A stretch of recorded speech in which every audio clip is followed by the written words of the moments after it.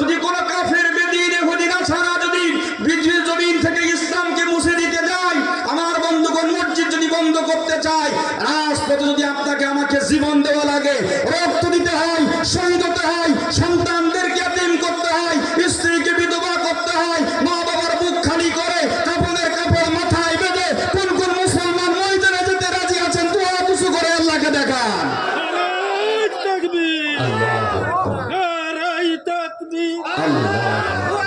ইসলামের শত্রুরা হুঁশিয়ার সাবধান, ইসলামের শত্রুরা হুঁশিয়ার সাবধান। আল্লাহ পাক যেন আমাদেরকে কবুল করে বলি আমিন। চিল্লে বলি আল্লাহুম্মা আমিন। 16 বছর আগে আল্লাহ খতম করে দিয়েছে, সুতরাং আমার বন্ধুরে সব জায়গায় ক্ষমতা দেখাতে যাওয়া যাবে না। সব জায়গায় ক্ষমতার দাপট দেখায় যারা, নমরুদের মতো, আর আমার বন্ধুগণ ডবলু বুশের মতো মাঝে মাঝে জুতার বাড়ি খেয়ে বিদায় হয় তারা। এজন্য বলি ক্ষমতা দেওয়ার মালিক আল্লাহ, ক্ষমতা ছিনিয়ে নেওয়ার মালিক আল্লাহ।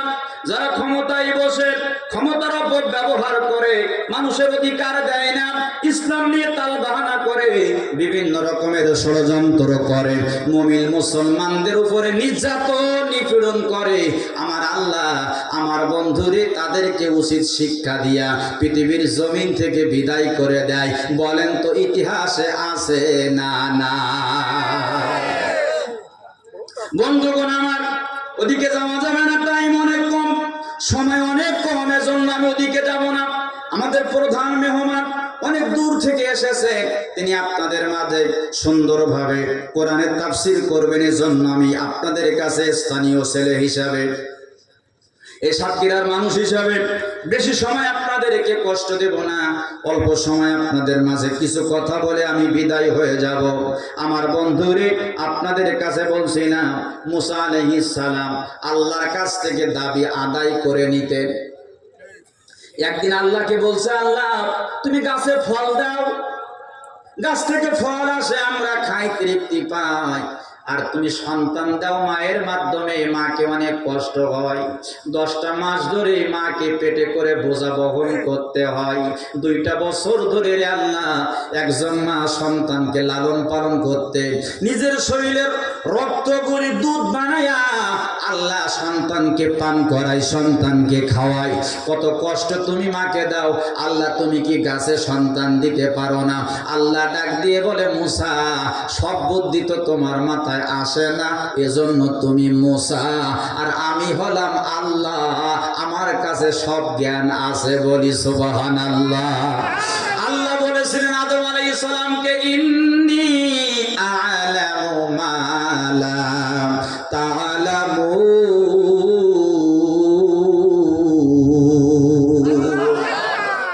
আল্লাহ বলেছিলেন আমি যা জানি তোমরা তা জানো না। আল্লাহ বলছেন, মুসা রে, সেইটা উত্তর যদি নিতে চাও, জবাব যদি নিতে চাও, রাস্তা দিয়ে চলা শুরু করো। নবী হযরতে মুসা পয়গম্বর রাস্তা দিয়ে চলা শুরু করেছে, কিছু দূর যাইতে না যাইতে গাছ থেকে ঠপ করে 2টা বাচ্চা পড়েছে। আল্লাহর কুদরত বোঝা বড় দায়। 2টা বাচ্চাকে মুসা আলাইহিস সালাম 2 কোলের মধ্যে নিয়েছে।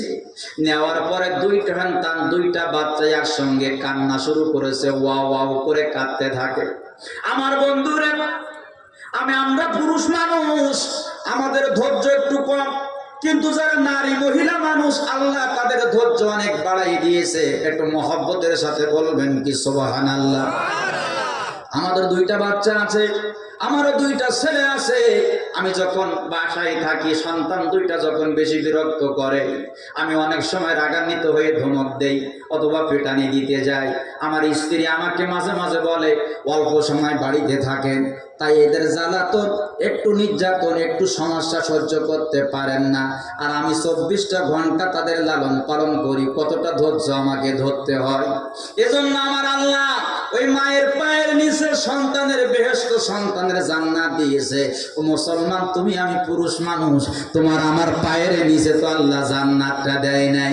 এজন্য আমি আপনাদের মাঝে বলবো, আমি জানি না কার মা আছে মা নাই, কার বাবা আছে বাবা নাই, তবে আমি নুরুল ইসলাম ফারুকী বলে গেলাম, পিতামাতা যদি থাকে মন ভরে প্রাণ ভরে খেদমত করবেন। আল্লাহ কোরআনে নির্দেশ দিয়েছেন, ওয়াকাদা রাব্বুকা আল্লা তা'বুদু ইল্লা ইয়্যাহু ওয়া বিল ওয়ালিদাইনি ইহসানা। জবান খুলে বলেন আল্লাহু আকবার। আল্লাহ বলেন তোমরা আল্লাহর ইবাদত করবে, আল্লাহ ব্যতীত কারোর ইবাদত তোমরা করবে না, আর পিতা মাতার সাথে সদ্ব্যবহার করবে। কেন বলছি? আল্লাহ কোরআনে বলেছে এজন্য। 2 নাম্বার, আমার জীবনের একটা পরীক্ষিত একটা বন্ধুগণ আমার ঘটনা। আজ থেকে 1.5 মাস আগে আমি অসুস্থ হয়ে গেলাম। আমার দিকে তাকান, আমার এই বুকের বাম পাশে ব্যথা শুরু হলো। অনেক দিন যাবত, কয়েকদিন যাবত পরস্পর ব্যথাটা চলতে থাকে। যার কাছে বলি সে বলে ভালো ডাক্তার দেখাও। ডাক্তার দেখালাম প্রাথমিকভাবে, ডাক্তার আমার 5 দিনের ঔষধ লিখেছে। 5 দিনের ঔষধ আমি খাওয়া শেষ করলাম, কিন্তু আমার বুকের বাম পাশের ব্যথা কমে না। আমার মাকে বললাম, মা আমার বুকের বাম পাশে ব্যথা হয়। মা বলছে ডাক্তার পরিবর্তন করে ভালো ডাক্তার দেখাও। সাতক্ষীরা শহরে ভালো ডাক্তারকে দেখালাম। ডাক্তার আমার 6টা পরীক্ষা দিয়েছে, 6টা টেস্ট দিয়েছে, চেক আপ দিয়েছে। 6টা পরীক্ষা আমি করালাম। 3টার রিপোর্ট দিনের দিন দিয়েছে, আর 3টা রিপোর্ট বলেছে 3 দিন পরে দেব। আমার বন্ধুরে এই 3টা দিন আমার কাছে যেন বিশাল কিছু মনে হলো। শরীরটা অসুস্থ, বুকের বাম পাশে ব্যথা হয়, মনটা খারাপ, ঘুরি ফিরি চলি, নামাজ কালাম করি, তবু মনটা মানে না, যেন খারাপ লাগে। এবার 3 দিন যখন হয়ে গেল, 3 দিন পরে ওই পরীক্ষার রিপোর্ট টেস্টটা নেওয়ার জন্য, পরীক্ষার রিপোর্টটা নেওয়ার জন্য যখন আমি শহরে যাব, বাড়িতে সবার কাছে বলে শেষে আমি মায়ের সামনে গেলাম। মার সামনে দাঁড়াইয়া আমি মার সামনে চুপ করে দাঁড়িয়ে আছি, কোনো কথা আমি বলতে পারি না। আস্তে করে ছোট্ট কণ্ঠে আমি বলছি, মা ডাক্তার 3 দিন পরে আমার পরীক্ষার রিপোর্ট দিতে চেয়েছে, আজকে যাচ্ছি সেই রিপোর্টটা আনতে। আমি বলতে বলতে আমি যেন কেঁদে ফেলেছি, আমার চোখে পানি এসে গেছে। আমি নজর করে দেখি আমার মায়ের চোখ থেকেও পানি যেন টপ টপ করে পড়তেছে। আমার মুখের দিকে তাকাইয়া আমার জনম দুঃখিনী মা, আমার গর্ভধারিণী মা আমাকে ডাক দিয়ে বলে, নুরুল ইসলাম চিন্তা করো না, মন খারাপ করো না বাবা, তুমি যাও পরীক্ষার রিপোর্ট নেওয়ার জন্য, চেকআপের রিপোর্ট নেওয়ার জন্য যাও, টেস্টের রিপোর্ট নেওয়ার জন্য যাও। আমি তোমার মা বলতেছি তোমার কিছু হয় নাই, তুমি সুস্থ আছো। বন্ধুরে মা বলেছে, তবু আমি যাই। আমার মনটা ভারাক্রান্ত হয়ে যায়, চিন্তা করতেছি না জানি কি হয়েছে, কারণ অধিকাংশ লোক বলেছে বাম পাশে ব্যথা হলে হাড়ের সমস্যা হয়। আমি একটা চিন্তায় পড়ে গেলাম। আস্তে করে যখন মেডিকেলে চলে গেলাম, পরীক্ষার রিপোর্টগুলি হাতে নিলাম, কিন্তু রিপোর্টটা আমি সব বুঝি না, হাতে নিয়ে শুধু পাতাগুলো উল্টালাম, বুঝলাম না। এবার ডাক্তারের কাছে নিয়ে ডক্টরকে যখন আমার পরীক্ষার রিপোর্টগুলি দেখালাম, ডক্টর আমার মুখের দিকে তাকাইয়া বুঝতে পেরেছে আমি অনেক টেনশনে আছি, প্রেশানিতে আছি, চিন্তায় আছি। ডাক্তার আমার মুখের দিকে তাকায়, পরীক্ষার রিপোর্টগুলি এক এক করে উল্টায়, আর মুখের দিকে তাকাইয়া বলে, হুজুর এত চিন্তা করেন কেন? চিন্তার কোনো কারণ নাই, বরং আপনার পরীক্ষার সমস্ত রিপোর্ট সব ভালো এসেছে, বলি আলহামদুলিল্লাহ। কথাটা শোনার পরে হঠাৎ আমার মায়ের কত স্মরণ হয়েছে। মা সাতক্ষীরার অত্যাধুনিক যন্ত্রের মেশিনে আমার চেকআপ করেছে, পরীক্ষা করেছে। মা পরীক্ষার রিপোর্ট আমি তখনো পর্যন্ত পাইনি, যখন তুমি বলেছো আমার পরীক্ষার রিপোর্ট সব ভালো। ও মা আমি জানতে চাই তুমি কোন মেশিনে আবার পরীক্ষা করেছো? ও মালিয়ালার মুসলমান, ও আশাশুনির মুসলমান, যদি মা বেঁচে থাকে, আমি তোমার ছোট ভাই হিসাবে, আমার মুরব্বীদের সন্তান হিসাবে আমি আপনাদের কাছে আবেদন করে গেলাম, মায়ের কাছ থেকে দোয়া নিবেন, মায়ের কাছ থেকে ভালোবাসা নিবেন। মায়ের কাছ থেকে আপনি যত দোয়া নিবেন, বিপদ আপদ মুসিবত থেকে আল্লাহ আপনাকে হেফাজত করবে। 2 নম্বরে পিতার কাছ থেকে দোয়া নিবেন, যত জায়গায় যেখানে যাবেন আল্লাহ কোনো বিপদ আপনার প্রতি আর দেবে না। এজন্য বলি পিতা মাতার দোয়া নিলে আল্লাহ সর্ব জায়গায় আপনাকে সম্মানিত করবে। বন্ধু আমার অনেক কথা দিকে যাব না। মুসা আলাইহিস সালাম 2টা সন্তানকে কোলের মধ্যে নিয়ে শুধু কান্দে আর কান্দে, কান্না বন্ধ হয় না। মুসার কথায় দুই সন্তান, দুইটা বাচ্চা কান্না বন্ধ করতে পারে না। এ বাড়িতে একবার যায়, মহিলাদের বলে একটু নাও, এই বাচ্চাটাকে একটু চুপ করো, আমি কান্না বন্ধ করতে পারি না। মহিলারা বলে, ও পতি, কার কোলের বাচ্চা এনেছো রে বাবা, তার কাছে নিয়ে যাও, আমাদের কাছে চুপ করবে না। ওরে মায়ের সাথে সন্তানের কানেকশন একটা আলাদা। সন্তান যদি কাঁদে, পৃথিবীর সবাই যদি চুপ করাইতে যায়, সন্তান চুপ করে না। শুধু মা পিঠের মধ্যে একটা হাত দিয়ে বলে, বাবা কাঁদোস কেন, আমি তোর মা, তোর পাশে আছি। দেখা যায় সন্তান হঠাৎ চুপ করে যায় আর কাঁদে না, কারণ মায়ের চামড়ার সাথে সন্তানের চামড়ার একটি বড় কানেকশন, যোগাযোগ আছে। একটু মোহব্বতের সাথে বলি আল্লাহু আকবার। সমস্ত পাড়া গ্রাম সব বাড়িতে বাড়িতে ঘুরে নবী মুসা যখন সন্তানের কান্না বন্ধ করতে পারলো না, এবার সন্তান দুইটা নিয়ে খোলা ময়দানে যে মুসা নবী সেজদায় পড়েছে। আল্লাহ, বুঝতে পেরেছি কেন তুমি মাকে কষ্ট দিয়া সন্তান দাও, কারণ যদিও মা কষ্ট পায়, তথাপিও সন্তানের মুখ দেখলে মা সমস্ত কষ্টের কথা ভুলে যায়। আরো জোরে বলেন না আল্লাহু আকবার। আল্লাহ নিদর্শন দেখাইতেছে। মুসা নবীকে বলা হয় জলিলুল কদর পয়গম্বর, মুসা কালিমুল্লাহ। কোন কিছু হলি আল্লাহর কাছে প্রশ্ন করতে কেন হলো জবাব দাও, সুবহানাল্লাহ বলে। ওই একদিন জিজ্ঞাসা করতেছে, আল্লাহ ও বাবু আমার পেট ব্যথা করতেছে। তা আল্লাহ বলতে, পেট ব্যথা হচ্ছে, ওই যাও, ওই জঙ্গলায় যাও, যে প্রথম যে গাছটা পাবা জঙ্গলার পাশে, ওই গাছের পাতা ছিঁড়ে রস করে খাও, আমি বলে দিচ্ছি তোমার পেট ব্যথা ভালো হয়ে যাবে। মুসা নবী দৌড়েছি, গাছের পাতা ছিঁড়ে হাতে ডুলে রস করে খাওয়ার সাথে সাথে আল্লাহ পাক মুসা নবীর পেট ব্যথা ভালো করে দিয়েছে। কিছুদিন পরে মুসা নবীর আবার পেট ব্যথা শুরু হলো। মুসা নবীর তো জানা আছে পেট ব্যথার ওষুধ, কিছুদিন আগে জানিয়ে গেল না। কিছু না বলে সোজা যাইয়া গাছের পাতা ছিঁড়ে হাতে ডলা দিয়ে রস করে খাইছে, কিন্তু পেট ব্যথা আগের এসে একটু বেড়েছে। মুসা নবী বলে, আমার রোগ বেশি, ওষুধ কম, এজন্য মনে হয় ব্যথা বেড়ে গেছে। আবার বেশি করে পাতা ছিঁড়ে রস করে খাওয়া হলো, মুসা নবীর পেট ব্যথা আগের এসে একটু বেড়ে গেল। তারপরে মুসা নবী রাগ ছিল বেশি, কি জানা আছে না, রাগ বেশি। রাগী নবী গাছের পাতা লতা ডাল শেকড় সব তুলে বেটে রস করে মুসা নবী খাইছে। যখন পেট ব্যথা আরো বেড়ে গেছে, তখন এবার মুসা নবী সেজদায় পড়ে বলে, আল্লাহ কি গো? আল্লাহ বলে, কেন? কই একই রোগ, একই ওষুধ, রুগীও তো একই, কিন্তু বাড়ে কেন? আল্লাহ বলছে ডাক্তারকে ডাক। বললাম রোগ একই, রুগীও একই, ওষুধও তাই, ডাক্তারকে? মুসা নবী বলছে, আল্লাহ ডাক্তার আগের দিন দেখাইলাম, ওই প্রেসক্রিপশন আবার ওষুধ কিনেছি। আল্লাহ বলছে, মুসা রে, সব ঠিক আছে, কেবল ডাক্তার ঠিক হয়নি। একটু মহব্বতে বলা যাবে কি আল্লাহু আকবার। মুসা নবী বলছে, আল্লাহ কেন, কেন হয়নি? আল্লাহ ডাকতেছে, মুসা রে, গতদিন ওষুধ খাওয়ার কথা আমি বলেছিলাম, খাইছো, আল্লাহর রহমতে রোগ ভালো হয়ে গেছে। আজকে কার কথা মতো খাইছো? মুসা বলছে, আল্লাহ আজকে নিজের অভিজ্ঞতায় খাইছি। আল্লাহ বলছে, আমি গাছকে নিষেধ করেছি।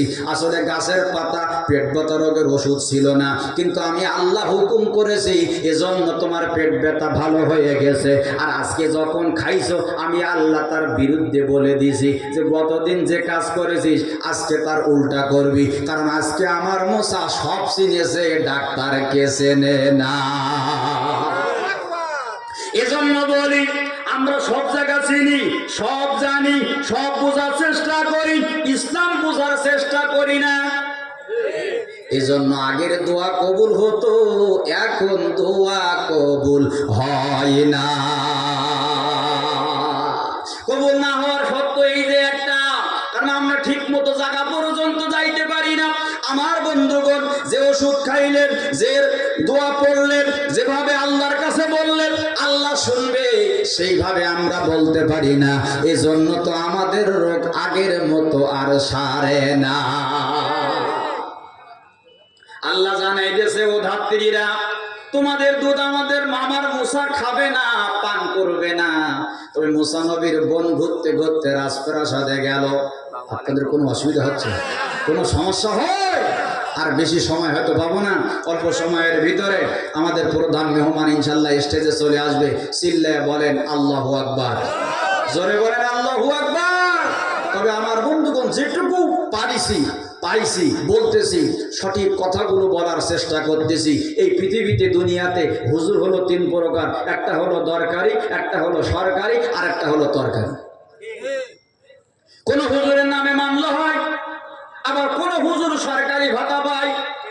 কি পায়নি? আমাদের অনেকেই বলে হুজুর আপনারা কি করেন, আপনাদের নামে মামলা হয়, পুলিশ আপনাদের অ্যারেস্ট করে থানায় নিয়ে যায়, জেল হাজতে নেয়, আর আমরা ভালো ভালো মুরগার রান পাই। এজন্য আমি আমার ভাষায় বলি হুজুর তিন প্রকার। সরকারি হুজুর যারা, যেই সরকার ক্ষমতায় আসে সরকারে থাকে তারা। আরেকটা হলো তরকারি, ছাতা যে ভাই মানে পানি যে ভাই পড়েন, ছাতা সেভাবে ধরেন, ওনার গায়ে কোনো কাদা মাখে না, আছে না নাই? আর একটা হুজুর আছে, তারা হলো দরকারি, যারা ইসলামের জন্য, দ্বীনের জন্য, হকের জন্য, কোরআনের জন্য যারা জেল খাটতে পারে, জরিমানা দিতে পারে, রাজপথে জীবন দিতে পারে, ফাঁসির কাস্টে ঝুলতে পারে, তবু তারা বাতিলের কাছে মাথা নত করতে পারে না।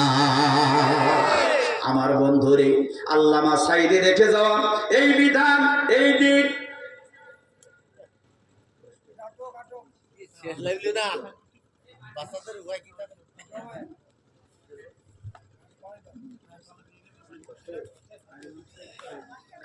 একটু মোহব্বতে পড়েন আল্লাহুম্মা সাল্লি আলা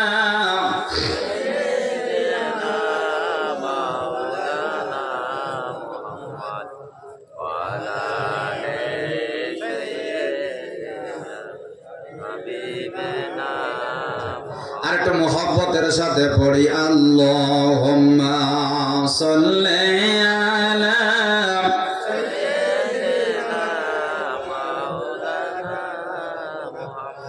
ওয়া আলা আলি সাইয়্যিদিনা।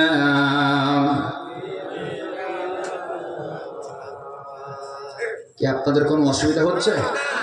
এই সিটি দেশে শেষ করতে না, আরো সময় বাড়াই দেশে। আপনারা খুশি হয়েছেন নাকি বেজার হয়েছেন? সবাই খুশি হয়েছেন তো? আর আধা ঘন্টা চললে আপনারা চলে যাবেন না, থাকবেন তো ইনশাল্লাহ? আল্লাহ পাক কবুল করুক বলি আমিন। আরো জোরে বলেন আমিন। এই পাশে কয়রা আছে না, কয়রা চেনেন আপনারা? কেউ কেউ জানেন তো? কয়রায় গেলাম মাহফিল করতে, তা জিজ্ঞেস করলাম কতক্ষণ শুনবেন? এক মুরব্বী উঠে দাঁড়ায়, দুই হাত উঁচু করে বলতে, হুজুর ভোর নাই। কতক্ষণ? আমি বললাম এইগুলো মিডিয়ায় প্রচার হওয়ার দরকার। এদেশের কিছু নাস্তিক, ইসলাম নামের কলঙ্ক, বেয়াদব, লম্পট, চিটার, যারা মন্তব্য করেছে যে মাহফিল ঘন ঘন হলে নাকি দেশে ধর্ষণের সংখ্যা বেড়ে যায়। আরো মন খারাপ করে বলেন নাউজুবিল্লাহ। এদেশের একজন নাস্তিক, মুসলমান নামের কলঙ্ক, বিশ্ববিদ্যালয়ের প্রফেসর, সে বলেছে যে আসসালামু আলাইকুম না বলে বলতে হবে সালাম আলাইকুম। আসসালামু আলাইকুম অর্থ কি, আসসালামু আলাইকুম অর্থ কি ও শয়তান জানে? কথা বলেন জানে? ইতিপূর্বে বাংলার ইতিহাসে ইতিপূর্বে সংবিধান করা হলো যে দেশে ফতোয়া দিবে কোর্ট, হাইকোর্ট, আলেমরা কোনো ফতোয়া দিতে পারবে না।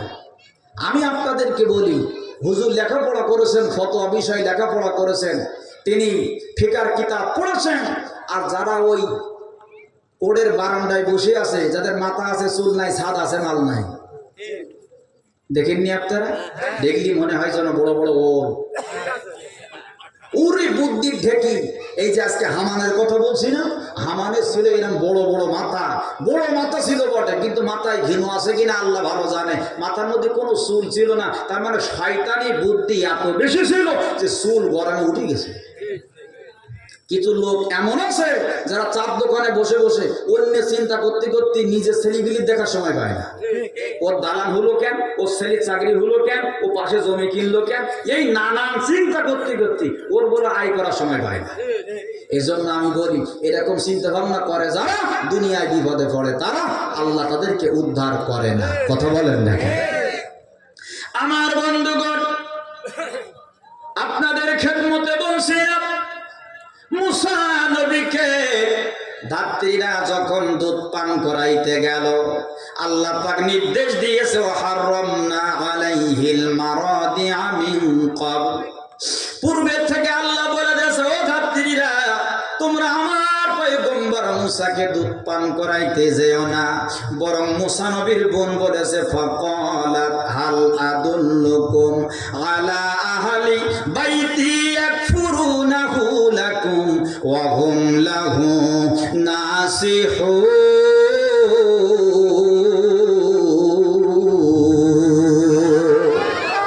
আল্লাহ জানাই দিয়েছে, মুসার বোন বলেছে, তোমাদের দুধ যখন পান করতেছে না, তবে আমি একটা পরিবারের সন্ধান দিতে পারি, যেই পরিবারে এই মুসা মনে হয় দুধটা পান করতে পারে।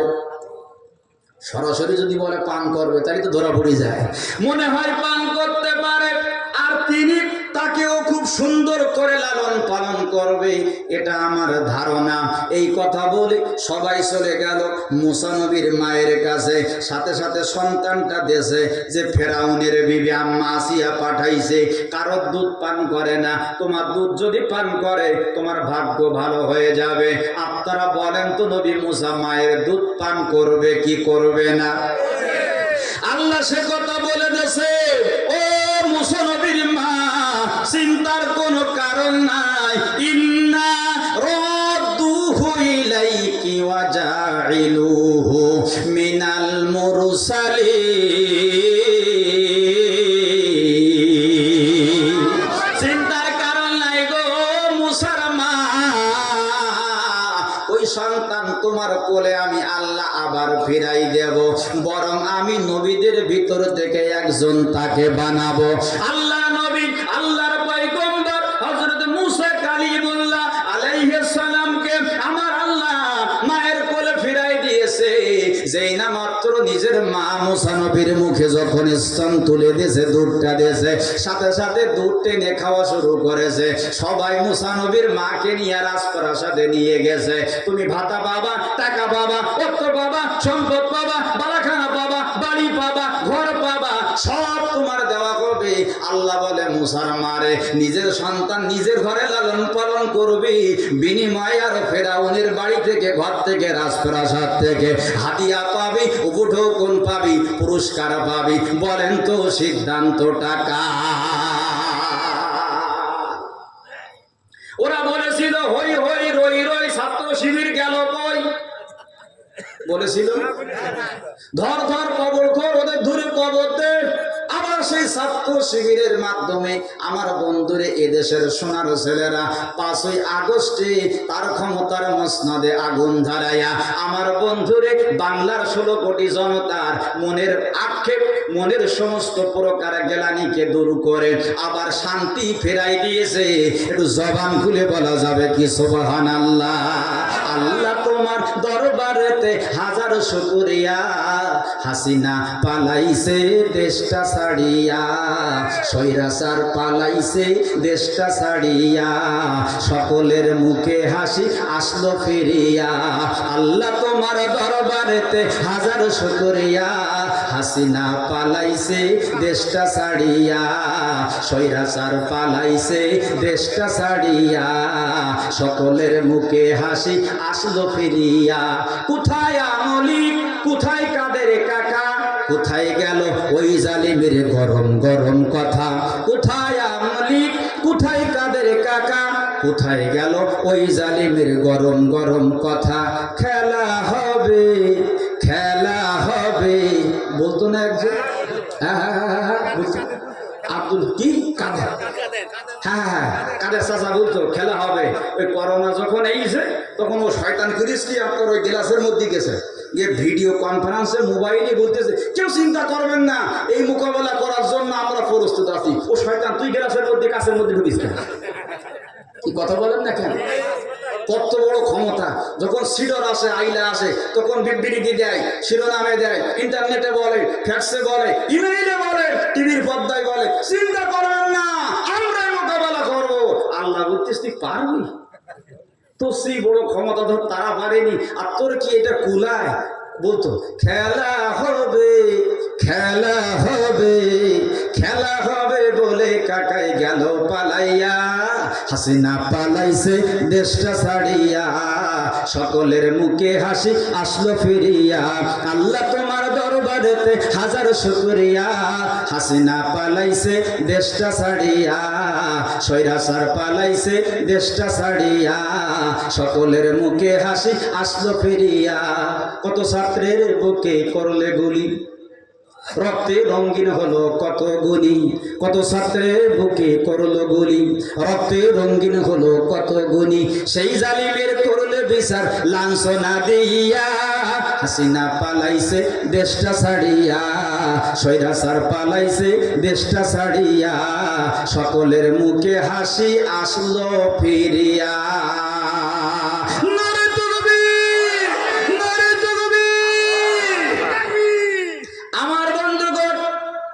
এজন্য আপনাদের মাঝে বলি, অত্যাচার করবে যারা, জুলুম করবে যারা, আমার আল্লাহ তাদেরকে করবে দেশ ছাড়া।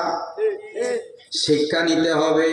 এখনো যারা লাফালাফি, গোদাগদি, তারপরে মাস্তানি করতে যাচ্ছেন, চিন্তা করতেছেন, শিক্ষা নিতে হবে।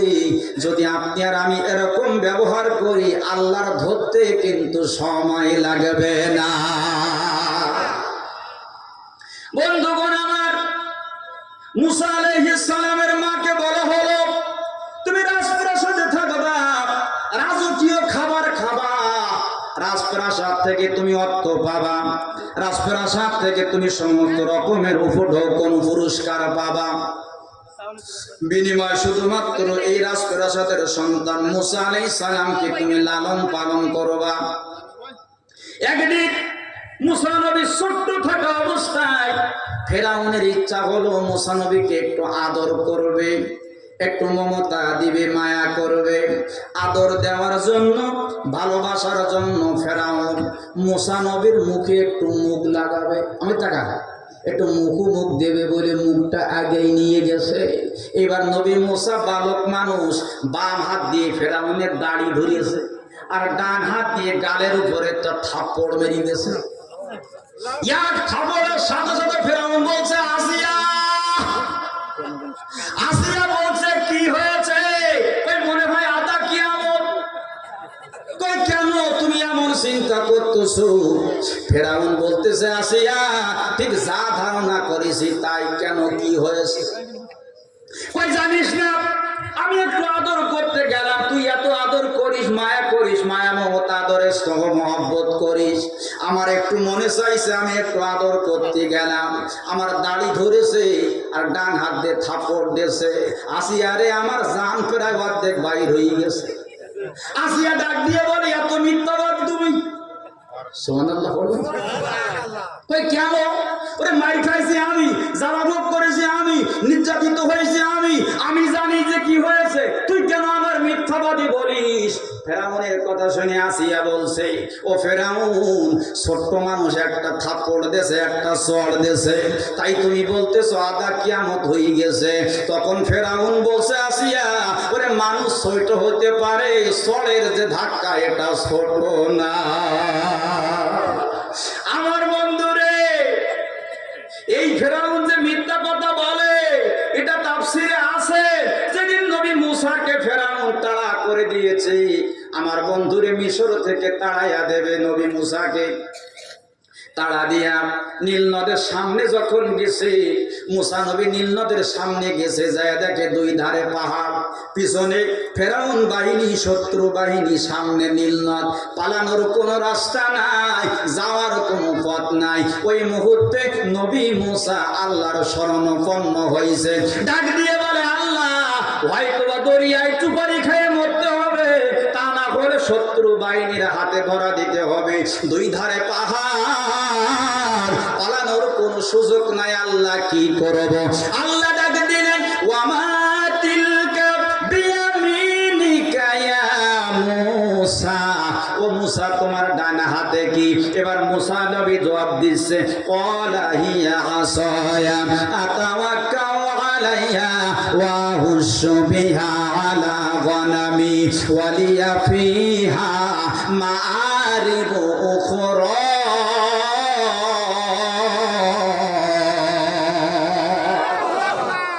মূসা নবী জবাব দিচ্ছে, আল্লাহ, আমার ডান হাতে লাঠি, যার উপরে ভর করে আমি মূসা হাঁটি, যে লাঠির উপরে ভর করে আমি মূসা দাঁড়াই, আর মাঝে মাঝে গাছের পাতা লতা খেয়ে পেড়ে ছাগলদের খাওয়াই। সুবহানাল্লাহ পড়ে। আল্লাহ ডাক দেশে, মূসা রে, এই লাঠি শুধু ছাগল পড়ানো লাঠি তা নয়, এটা হলো মুজেজার লাঠি।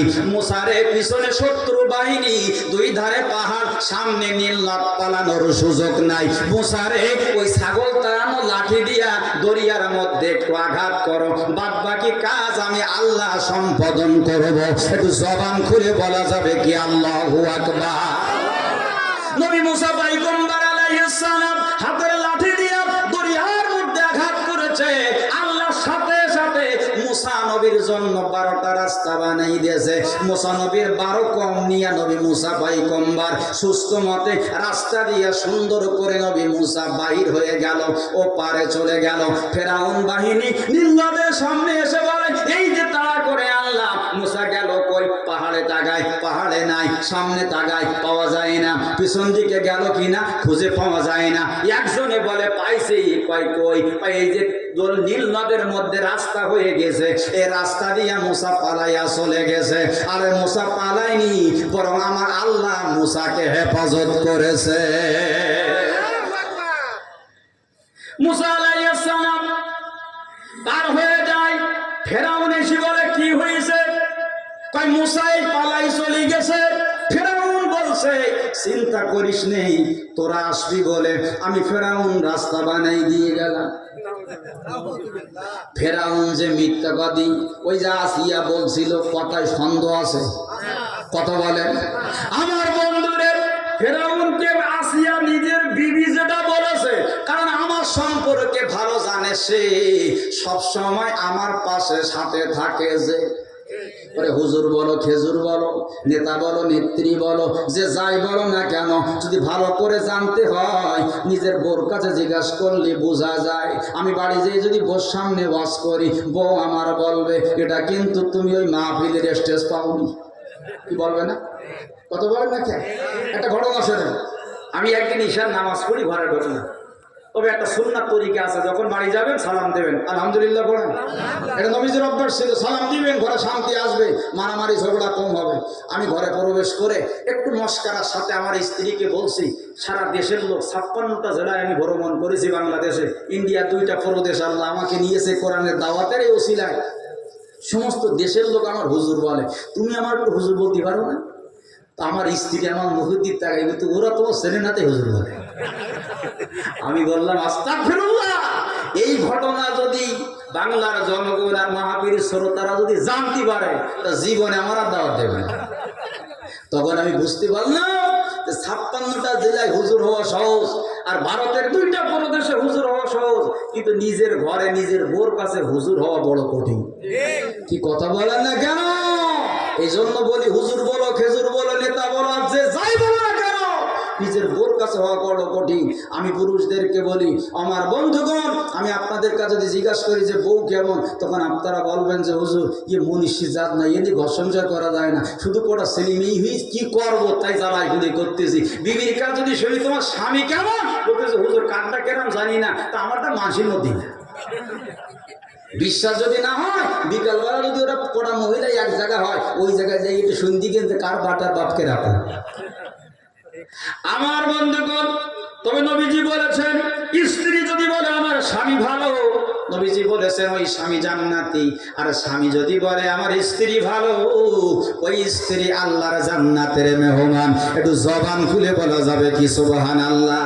আজকের মাহফিল শেষ করে বাড়িতে যায় বল নুরুল ইসলাম ফারুকী হুজুর বলে গেছে, তুই আমার ভালো বলবি আমি জান্নাতে যাব, আমি তোর ভালো বলবো তুই জান্নাতে যাবি। দেখবেন আমার ভাবি মুস্কি হাসি বলবে, তোমার জীবনে ভালো বলা যায়? তুমি যে জিনিস কত হুজুর জানে না তাই ভুলে গেছে, কিন্তু তুমি যে জিনিস আমি তো সব জানি। আমার বন্ধুগণ, ওদিকে যাব না। মুসা আলাইহিস সালাম পার হয়ে যায়। ফেরাউন বলল, আমি তোদের জন্য রাস্তা বানাইছি। ও মুসলমান, জবান খুলে বলেন তো রাস্তাটা বানাইছে কে? আর ফেরাউন বলছে কে বানাইছে? ফেরাউন বলছে আমি রাস্তা বানাইছি। এখন দরিয়ায় নামো, মুসাকে ধরো, মুসাকে ধরো, আমার দুশমনকে ধরো, মুসা যেন পার হয়ে যেতে না পারে। মুসা আলাইহিস সালামকে তাড়া করা হলো, ঠিক দরিয়ার মাঝ বরাবর মাঝখান পর্যন্ত গিয়েছে।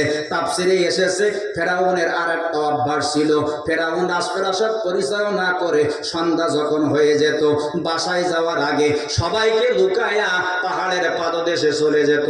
পাহাড়ে যাইয়া ফেরাউনের পা দুইটা গাছের সঙ্গে লটকাইয়া দিত, বান্ধিয়া দিত, বাঁধিয়া মাথাটা নিচুর দিকে করে ফেরাউন দোয়া করতো, আল্লাহ আমি জানি তুমি রব, তুমি সব, তুমি আল্লাহ, তুমি খোদা, তুমি শক্তিমান, তুমি ক্ষমতাবান, তুমি রিজিক দাতা, আইন দাতা, বিধান দাতা, মউত দাতা, হায়াত দাতা, আল্লাহ সব আমি জানি গো আল্লাহ। তবে আমার কথা যদি তুমি না শোনো, তোমার নবী মুসার, আমি তোমার মুসা নবীর ওসিলা দিয়া বলতেছি, আল্লাহ দুনিয়ায় আমি একটু খোদা সাজবো। দুনিয়ায় কি সাজবো? খোদা সাজবো। আল্লাহ বলছে কি চাস? আমি একটু খোদা সাজতে চাই। কি চাস? আল্লাহ নীলনদটা যেন আমার কথা শোনেন। ইতিহাস আপনারা জানেন, নীলনদ ফেরাউনের কথা শুনতো, আল্লাহর কাছ থেকে সেই নেছে। ওই যে ফেরাউন পা গাছে বাঁধিয়া মাথা নিচুর দিকে দিয়া আল্লাহর কাছে কাকতি মিনতি সহকারে দোয়া করে, ঠিক ওই সময় একজন ব্যক্তি যেই বলতে, খোদা তোমার পা কই? মাথা নিচের দিক না, বলতে খোদা তোমার পা কই? ফেরাউন আট চোখে তাকাই বলতে, তুই কে? আমি এই দেশের একজন নাগরিক, আমি তোমার কাছে বিপদে পড়ে এসেছি। ফেরাউন বললো, আগে নিচে যা। আমি যে এখানে আছি তোর বললো কে? যে জানে সে। আপনারা বলেন তো জানে কে? বলছে যে জানে সে। আমি এই জন্য এসেছি, একটা বিপদে পড়ে দিছে যে আমি আসতেছি। বেচারা নিচে গেল। ফেরাউন স্বাভাবিক হইয়া এবার যখন পাহাড় থেকে আস্তে করে নেমে সামনে গেল, বলছে বল কি সমস্যা? তখন বলতেছে, খোদা একটা কথা জানার জন্য আইছি। আমার বাড়ি খায়, আমার বাড়ি পরে, আমার কাছ থেকে বেতন নেয়, আমার বাড়ি থাকে, কিন্তু আমার কথা শোনে না, ওর কি করবো? দরিয়ায় নিয়ে